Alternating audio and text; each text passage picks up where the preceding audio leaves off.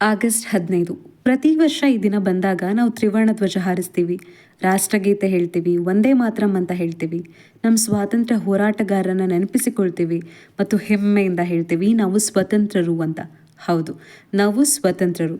1947ರಲ್ಲಿ ಬ್ರಿಟಿಷರ ಆಳ್ವಿಕೆಯಿಂದ ಭಾರತ ಸ್ವಾತಂತ್ರ್ಯ ಪಡೆಯಿತು. ಆದರೆ ಈ ಆಗಸ್ಟ್ 15ರಂದು ಒಂದು ಪ್ರಶ್ನೆಯನ್ನು ಕೇಳೋಣವಾ? ಬ್ರಿಟಿಷರಿಂದ ಸ್ವತಂತ್ರರಾಗಿದ್ದೇವೆ ನಿಜ, ಆದರೆ ನಮ್ಮವರಿಂದ ಸ್ವತಂತ್ರರಾಗೋದು ಯಾವಾಗ? ಒಬ್ಬ ಬ್ರಿಟಿಷ್ ಅಧಿಕಾರಿ ನಮ್ಮ ಮೇಲೆ ತೆರಿಗೆ ಹಾಕ್ತಿದ್ದ, ನಮ್ಮ ಸಂಪತ್ತನ್ನು ತೆಗೆದುಕೊಂಡು ಹೋಗ್ತಿದ್ದ, ನಮ್ಮ ಮೇಲೆ ನಿಯಮಗಳನ್ನು ಹೇರ್ತಿದ್ದ, ನಮ್ಮ ದೇಶವನ್ನು ನಮ್ಮ ಇಚ್ಛೆಯಂತೆ ನಡೆಸಲು ಬಿಡ್ತಿರ್ಲಿಲ್ಲ. ಆದ್ದರಿಂದ ಸ್ವಾತಂತ್ರ್ಯ ಬೇಕೆಂದು ನಮ್ಮ ಪೂರ್ವಜರು ಹೋರಾಡಿದ್ರು, ಜೈಲಿಗೆ ಹೋದರು, ಲಾಠಿ ತಿಂದರು, ಜೀವ ಕೊಟ್ಟರು. ಯಾಕಂದರೆ ಅವರಿಗೆ ಬೇಕಾಗಿದ್ದು ಕೇವಲ ಬ್ರಿಟಿಷರು ಭಾರತ ಬಿಟ್ಟು ಹೋಗೋದಲ್ಲ, ಭಾರತೀಯರು ತಮ್ಮ ದೇಶದ ಮಾಲೀಕರಾಗಬೇಕು ಅನ್ನೋದು. ಆದರೆ ಇಂದು ನಾವು ನಮ್ಮನ್ನೇ ಕೇಳಿಕೊಳ್ಬೇಕಾದ ಪ್ರಶ್ನೆ ಏನಂದರೆ, ನಾವು ನಿಜವಾಗಿಯೂ ಆ ಮಾಲೀಕತ್ವದ ಜವಾಬ್ದಾರಿಯನ್ನು ತೆಗೆದುಕೊಂಡಿದ್ದೇವಾ? ನಮಗೆ ಭ್ರಷ್ಟಾಚಾರದಿಂದ ಸ್ವಾತಂತ್ರ್ಯ ಯಾವಾಗ? ಒಂದು ಸಾಮಾನ್ಯ ವ್ಯಕ್ತಿ ತನ್ನ ಕೆಲಸ ಮಾಡಿಸಿಕೊಳ್ಳಲು ಒಂದು ಕಚೇರಿಗೆ ಹೋಗ್ತಾನೆ. ಅವನ ಕೆಲಸ ಸರಿಯಾದದ್ದೇ, ಅವನಿಗೆ ಹಕ್ಕಿರುವ ಕೆಲಸವೇ ಅದು. ಆದರೂ ಸ್ವಲ್ಪ ಕೊಡಬೇಕು ಕೆಲಸ ಆಗಬೇಕಾದ್ರೆ ಎಂಬ ಮಾತು ಕೇಳಿಬರುತ್ತೆ. ಆಗ ಪ್ರಶ್ನೆಯ ಸ್ವಾತಂತ್ರ್ಯ ಯಾರದು? ಲಂಚ ಕೊಡದೆ ನನ್ನ ಕೆಲಸ ಆಗೋದಿಲ್ಲ ಅನ್ನುವ ಪರಿಸ್ಥಿತಿಯಿಂದ ನಾವು ಯಾವಾಗ ಸ್ವತಂತ್ರ ಆಗ್ತೇವೆ? ಸಾರ್ವಜನಿಕ ಹಣ, ಸಾರ್ವಜನಿಕ ಆಸ್ತಿ, ಸಾರ್ವಜನಿಕ ಅಧಿಕಾರ ಇವೆಲ್ಲವೂ ಜನರಿಗಾಗಿ. ಅವು ಯಾರೊಬ್ಬರ ವೈಯಕ್ತಿಕ ಆಸ್ತಿಯಲ್ಲ. ಆದರೆ ಭ್ರಷ್ಟಾಚಾರ ವ್ಯವಸ್ಥೆಯನ್ನು ದುರ್ಬಲಗೊಳಿಸಿದಾಗ ಅದರ ಬೆಲೆ ಕೊನೆಗೆ ಯಾರು ಕೊಡ್ತಾರೆ? ಸಾಮಾನ್ಯ ಜನ.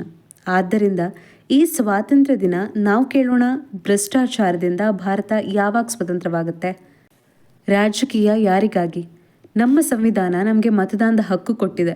ನಾವು ಮತ ಹಾಕ್ತೇವೆ, ನಮ್ಮ ಪ್ರತಿನಿಧಿಗಳನ್ನು ಆಯ್ಕೆ ಮಾಡ್ತೇವೆ. ಆದರೆ ಮತ ಹಾಕಿದ ನಂತರ ನಮ್ಮ ಜವಾಬ್ದಾರಿ ಮುಗಿಯುತ್ತಾ? ಇಲ್ಲ. ಪ್ರಜಾಪ್ರಭುತ್ವ ಎಂದರೆ 5 ವರ್ಷಕ್ಕೊಮ್ಮೆ ಮತ ಹಾಕುವುದು ಮಾತ್ರವಲ್ಲ, ನಮ್ಮ ಪ್ರತಿನಿಧಿಗಳನ್ನು ಪ್ರಶ್ನಿಸುವುದು ಪ್ರಜಾಪ್ರಭುತ್ವ. ರಸ್ತೆ ಯಾಕೆ ಹಾಳಾಗಿದೆ? ನೀರು ಯಾಕೆ ಬರ್ತಿಲ್ಲ? ಶಾಲೆ ಯಾಕೆ ಹೀಗಿದೆ? ಆಸ್ಪತ್ರೆ ಯಾಕೆ ಹೀಗಿದೆ? ನಮ್ಮ ತೆರಿಗೆ ಹಣ ಎಲ್ಲಿ ಹೋಗ್ತಾ ಇದೆ? ಈ ಪ್ರಶ್ನೆಗಳನ್ನು ಕೇಳುವ ಧೈರ್ಯ ನಮಗಿರಬೇಕು. ಯಾಕಂದರೆ ಪ್ರಜಾಪ್ರಭುತ್ವದಲ್ಲಿ ಜನರು ಕೇವಲ ಮತದಾರರಲ್ಲ, ಜನರೇ ಮಾಲೀಕರು. ಅಧಿಕಾರದಲ್ಲಿರೋರು ಜನರ ಸೇವಕರು ಅಷ್ಟೇ. ಕಸದ ಸಮಸ್ಯೆಯಿಂದ ಸ್ವಾತಂತ್ರ್ಯ ಯಾವಾಗ? ಇನ್ನೊಂದು ವಿಚಿತ್ರ ವಿಷಯ ಏನಂದರೆ, ನನ್ನ ಭಾರತ ಸ್ವಚ್ಛವಾಗಿರಬೇಕು ಅಂತ ಹೇಳ್ತೀವಿ, ಆದರೆ ನಮ್ಮ ಕೈಯಲ್ಲಿರೋ ಕಸವನ್ನು ರಸ್ತೆ ಮೇಲೆ ಎಸಿತೀವಿ. ಕಾರ್ನಲ್ಲಿ ಹೋಗ್ತಾ ಪ್ಲಾಸ್ಟಿಕ್ ಹೊರಗೆ ಎಸಿತೀವಿ. ಮನೆ ಮುಂದೆ ಸ್ವಚ್ಛ ಮಾಡ್ತೀವಿ, ಆದರೆ ಕಸವನ್ನು ಪಕ್ಕದ ಜಾಗಕ್ಕೆ ಹಾಕ್ತೀವಿ. ನಂತರ ಭಾರತ ಸ್ವಚ್ಛವಾಗಿಲ್ಲ ಅಂತ ಹೇಳ್ತೀವಿ. ಹಾಗಾದರೆ ಭಾರತ ಯಾರದ್ದು? ಸರ್ಕಾರದ, ನಗರಸಭೆದ್ದ ಅಥವಾ ಯಾರೋ ಇನ್ನೊಬ್ಬರದ? ಇಲ್ಲ, ಭಾರತ ನಮ್ಮದೂ ಕೂಡ. ನಾವು ಕಸ ಎಸೆಯುತ್ತಾ ಸ್ವಚ್ಛ ಭಾರತದ ಕನಸು ಕಾಣಲು ಸಾಧ್ಯವೇ ಇಲ್ಲ. ನಾವು ರಸ್ತೆಯನ್ನು ನಮ್ಮ ಮನೆಯ ಭಾಗ ಅಂತ ಭಾವಿಸುವ ದಿನ ಸ್ವಚ್ಛತೆ ಒಂದು ಸ್ಕೀಮ್ ಆಗಿರೋದಿಲ್ಲ, ಒಂದು ಕಲ್ಚರ್ ಆಗುತ್ತೆ. ಆಗ ನಾವು ಕಸದ ಸಮಸ್ಯೆಯಿಂದ ಸ್ವತಂತ್ರರಾಗ್ತೇವೆ. ಮಹಿಳೆ ನಿಜವಾಗ್ಲಿಯೂ ಸ್ವತಂತ್ರಳೆ. ನಾವು ಹೆಮ್ಮೆಯಿಂದ ಹೇಳ್ತೇವೆ ಭಾರತ ಸ್ವತಂತ್ರ ದೇಶ. ಆದರೆ ಒಬ್ಬ ಹುಡುಗಿ ರಾತ್ರಿ ಒಬ್ಬಳೇ ಮನೆಗೆ ಹೋಗಲು ಭಯಪಡ್ತಾ ಇದ್ದರೆ, ತನ್ನ ಸಮಯದ ಬಗ್ಗೆ, ತನ್ನ ಕರಿಯರ್ ಬಗ್ಗೆ, ತನ್ನ ಜೀವನದ ನಿರ್ಧಾರಗಳ ಬಗ್ಗೆ ಪ್ರತಿಯೊಂದು ಹೆಜ್ಜೆಯಲ್ಲೂ ಸಮಾಜದ ತೀರ್ಪಿಗೆ ಹೆದರಬೇಕಾದ್ರೆ ಆಗ ಅವಳೆಷ್ಟು ಸ್ವತಂತ್ರಳು? ಮಹಿಳೆಗೆ ಶಿಕ್ಷಣ ಸಿಗುವುದು ಸ್ವಾತಂತ್ರ್ಯ, ತನ್ನ ಜೀವನದ ಬಗ್ಗೆ ನಿರ್ಧಾರ ತೆಗೆದುಕೊಳ್ಳುವ ಅವಕಾಶ ಸಿಗುವುದು ಸ್ವಾತಂತ್ರ್ಯ, ಸುರಕ್ಷಿತವಾಗಿ ಬದುಕುವುದು ಸ್ವಾತಂತ್ರ್ಯ, ಭಯವಿಲ್ಲದೆ ಇಲ್ಲ ಎಂದು ಹೇಳಲು ಸಾಧ್ಯವಾಗುವುದು ಕೂಡ ಸ್ವಾತಂತ್ರ್ಯ. ಭಾರತದ ಪ್ರತಿಯೊಬ್ಬ ಮಹಿಳೆ ಭಯವಿಲ್ಲದೆ ಬದುಕುವ ದಿನ ಅದು ನಿಜವಾದ ಸ್ವಾತಂತ್ರ್ಯದ ಮತ್ತೊಂದು ಹಂತ. ಹಣ ಮತ್ತು ಸಂಪರ್ಕವಿಲ್ಲದೆ ನ್ಯಾಯ ಸಿಗುವ ದಿನ ಬಹುಶಃ ನಾವು ಸ್ವತಂತ್ರರು. ನಿಮ್ಮ ಬಳಿ ಹಣ ಇದೆ, ನಿಮಗೆ ಕನೆಕ್ಷನ್ಸ್ ಇವೆ, ನಿಮ್ಮ ಕೆಲಸ ಬೇಗ ಆಗುತ್ತೆ. ಆದರೆ ಒಬ್ಬ ಸಾಮಾನ್ಯ ವ್ಯಕ್ತಿ, ಅವನಿಗೆ ವರ್ಷಗಳ ಕಾಲ ಕಾಯಬೇಕಾಗತ್ತೆ, ಅವನಿಗೆ ಪರಿಚಯ ಬೇಕಾಗತ್ತೆ, ಅವನಿಗೆ ಹಣ ಬೇಕಾಗತ್ತೆ. ಇದು ಯಾವ ರೀತಿಯ ಸ್ವಾತಂತ್ರ್ಯ? ಕಾನೂನಿನ ಮುಂದೆ ಎಲ್ಲರೂ ಸಮಾನರು ಎನ್ನುವುದು ಕೇವಲ ಪುಸ್ತಕದಲ್ಲಿರುವ ವಾಕ್ಯವಾಗಿರಬಾರ್ದು, ಅದು ಸಾಮಾನ್ಯ ವ್ಯಕ್ತಿಯ ಜೀವನದಲ್ಲೂ ಅನುಭವವಾಗಬೇಕು. ಪ್ರತಿಯೊಂದು ಮಗುವಿಗೂ ಅವಕಾಶ ಸಿಗುವ ದಿನ ಸ್ವತಂತ್ರರು. ಒಂದು ಮಗು ಉತ್ತಮ ಶಾಲೆಯಲ್ಲಿ ಓದುತ್ತೆ, ಇನ್ನೊಂದು ಮಗು ಶಾಲೆಗೆ ಹೋಗುವುದಕ್ಕೂ ಹೋರಾಡುತ್ತೆ. ಒಬ್ಬನಿಗೆ ಟೆಕ್ನಾಲಜಿ, ಬುಕ್ಸ್, ಕೋಚಿಂಗ್ ಎಲ್ಲವೂ ಸಿಗುತ್ತೆ, ಇನ್ನೊಬ್ಬನಿಗೆ ಬೇಸಿಕ್ ಎಜುಕೇಷನ್ ಕೂಡ ಸಿಗೋದಿಲ್ಲ. ನಾವು ನಿಜವಾದ ಸ್ವಾತಂತ್ರ್ಯವನ್ನು ಆಚರಿಸಬೇಕಾದ್ರೆ ಯಾವ ಮನೆಯ ಮಗುವಾಗಿದ್ದರೂ ಕನಸು ಕಾಣುವ ಹಕ್ಕಿರಬೇಕು. ಅವನ ತಂದೆ ತಾಯಿಯ ಹಣ ಅವನ ಭವಿಷ್ಯವನ್ನು ಸಂಪೂರ್ಣವಾಗಿ ನಿರ್ಧರಿಸಬಾರದು. ಶಿಕ್ಷಣ, ಸಮಾನ ಅವಕಾಶ ಮತ್ತು ಪ್ರತಿಭೆಗೆ ಗೌರವ ಇವು ಕೂಡ ಸ್ವಾತಂತ್ರ್ಯದ ಭಾಗ. ಆದರೆ ಒಂದು ಪ್ರಶ್ನೆ ನಮ್ಮ ಮೇಲೆ ಇನ್ನೂ ಇದೆ. ಇಲ್ಲಿಯವರೆಗೆ ನಾವು ಸರ್ಕಾರದ ಬಗ್ಗೆ ಮಾತಾಡಿದೆವು, ರಾಜಕೀಯದ ಬಗ್ಗೆ, ಭ್ರಷ್ಟಾಚಾರದ ಬಗ್ಗೆ, ಕಸದ ಬಗ್ಗೆ. ಆದರೆ ಒಂದು ಸತ್ಯವನ್ನು ಒಪ್ಕೊಳ್ಳೋಣ, ದೇಶ ಅಂದರೆ ಸರ್ಕಾರ ಮಾತ್ರ ಅಲ್ಲ, ದೇಶ ನಮ್ಮದೂ ಕೂಡ. ನಾವು ಲಂಚ ಕೊಡ್ತೇವೆ, ನಂತರ ಭ್ರಷ್ಟಾಚಾರವನ್ನೇ ಬೈತೇವೆ. ನಾವು ಕಸ ಎಸಿತೇವೆ, ನಂತರ ಸ್ವಚ್ಛತೆಯ ಬಗ್ಗೆ ಮಾತಾಡ್ತೇವೆ. ನಾವು ಟ್ರಾಫಿಕ್ ರೂಲ್ಸ್ ಮುರಿತೇವೆ, ನಂತರ ರಸ್ತೆ ಸುರಕ್ಷತೆಯ ಬಗ್ಗೆ ಪ್ರಶ್ನಿಸ್ತೇವೆ. ನಾವು ಫೇಕ್ ನ್ಯೂಸ್ ಶೇರ್ ಮಾಡ್ತೇವೆ, ನಂತರ ಸಮಾಜ ಯಾಕೆ ವಿಭಜನೆಯಾಗಿದೆ ಅಂತ ಕೇಳ್ತೇವೆ. ಹಾಗಾದರೆ ಬದಲಾವಣೆ ಯಾರಿಂದ ಆಗಬೇಕು?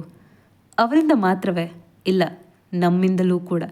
ಸ್ವಾತಂತ್ರ್ಯ ಎಂದರೆ ಕೇವಲ ಹಕ್ಕುಗಳಲ್ಲ.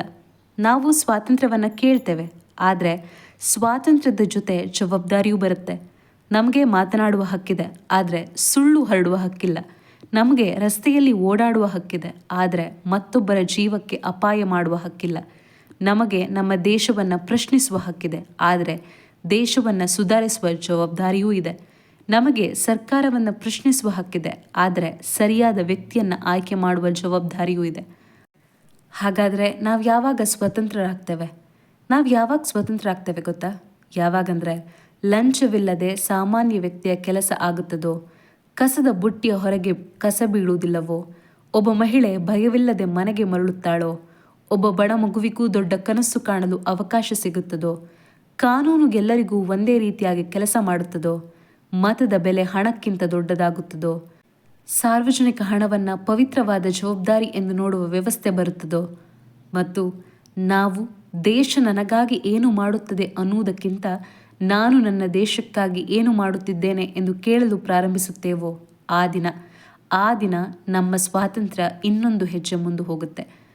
1947ರಲ್ಲಿ ನಮ್ಮ ಪೂರ್ವಜರು ನಮಗೆ ಒಂದು ಸ್ವತಂತ್ರ ಭಾರತವನ್ನು ಕೊಟ್ಟರು. ಅದು ಅವರ ಜವಾಬ್ದಾರಿ ಮಾತ್ರವಾಗಿರಲಿಲ್ಲ, ಅದು ನಮ್ಮ ಮೇಲಿಟ್ಟ ನಂಬಿಕೆ. ಅವರು ಬ್ರಿಟಿಷರ ವಿರುದ್ಧ ಹೋರಾಡಿದ್ರು, ನಾವು ನಮ್ಮೊಳಗಿನ ಸಮಸ್ಯೆಗಳ ವಿರುದ್ಧ ಹೋರಾಡಬೇಕು. ಅವರು ದೇಶವನ್ನು ಸ್ವತಂತ್ರಗೊಳಿಸಿದ್ರು, ನಾವು ದೇಶವನ್ನು ಉತ್ತಮಗೊಳಿಸಬೇಕು. ಆದ್ದರಿಂದ ಈ ಆಗಸ್ಟ್ 15ರಂದು ಧ್ವಜ ಹಾರಿಸಿ, ರಾಷ್ಟ್ರಗೀತೆ ಹಾಡಿ, ದೇಶಭಕ್ತಿ ಹಾಡು ಕೇಳಿ. ಆದರೆ ಒಂದು ಕ್ಷಣ ಮೌನವಾಗಿ ನಿಂತು ನಿಮ್ಮನ್ನು ನೀವು ಕೇಳಿಕೊಳ್ಳಿ. ಬ್ರಿಟಿಷರಿಂದ ಸ್ವತಂತ್ರರಾಗಿದ್ದೇವೆ, ಆದರೆ ಭ್ರಷ್ಟಾಚಾರದಿಂದ ಯಾವಾಗ? ಕಸದ ಸಮಸ್ಯೆಯಿಂದ ಯಾವಾಗ? ಅನ್ಯಾಯದಿಂದ ಯಾವಾಗ? ಭಯದಿಂದ ಯಾವಾಗ? ಅಸಮಾನತೆಯಿಂದ ಯಾವಾಗ? ಮತ್ತು ನಮ್ಮ ನಿರ್ಲಕ್ಷ್ಯದಿಂದ ಯಾವಾಗ? ಸ್ವಾತಂತ್ರ್ಯ ನಮಗೆ ಉಡುಗೊರೆಯಾಗಿ ಸಿಕ್ಕಿತು, ಆದರೆ ಒಳ್ಳೆಯ ಭಾರತವನ್ನು ಕಟ್ಟುವುದು ನಮ್ಮ ಜವಾಬ್ದಾರಿ. ನಮ್ಮ ಪೂರ್ವಜರು ನಮಗೆ ಒಂದು ದೇಶವನ್ನು ಬಿಟ್ಟು ಹೋದರು, ನಾವು ಮುಂದಿನ ಪೀಳಿಗೆಗೆ ಯಾವ ಭಾರತವನ್ನು ಬಿಟ್ಟು ಹೋಗ್ತೇವೆ? ಈ ಪ್ರಶ್ನೆಗೆ ಉತ್ತರ ಸರ್ಕಾರ ಮಾತ್ರ ಕೊಡಬೇಕಾದದ್ದಲ್ಲ, ನಾವೆಲ್ಲರೂ ಕೊಡಬೇಕಾದದ್ದು. ಜೈ ಹಿಂದ್. ಸ್ವಾತಂತ್ರ್ಯ ದಿನಾಚರಣೆಯ ಹಾರ್ದಿಕ ಶುಭಾಶಯಗಳು.